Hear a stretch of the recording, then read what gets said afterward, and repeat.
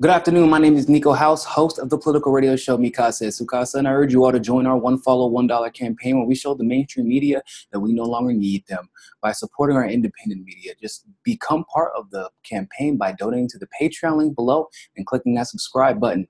Looks like Donald Trump may be doing something, once again, that could be for the good of the people.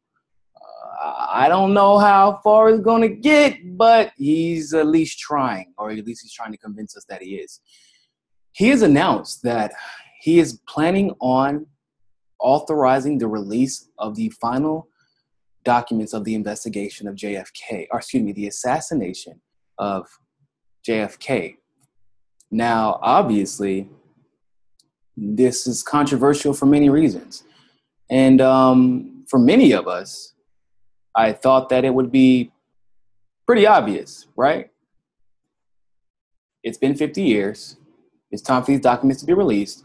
If you have absolutely nothing to hide, then why hide them?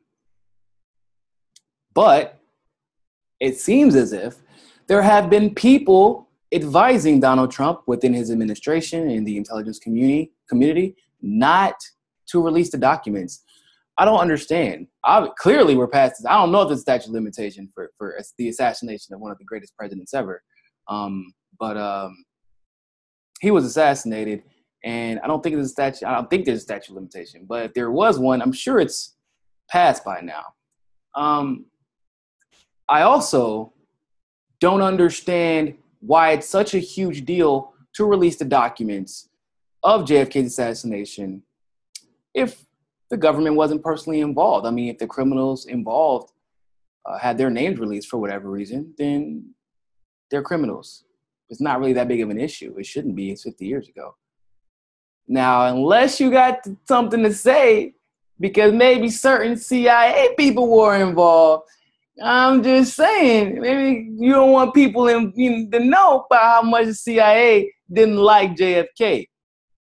Perhaps there's going to be a reference to the speech that JFK made when he said that he was not going to let the world be ruled by a few elites from behind the shadows, and that they, as everyone else, would be held to the rule of law. For those of you who don't know, he was assassinated shortly after he gave that speech on the radio. Perhaps it had something to do with the fact that Lyndon B. Johnson and Henry Kissinger wanted to prolong the Vietnam War.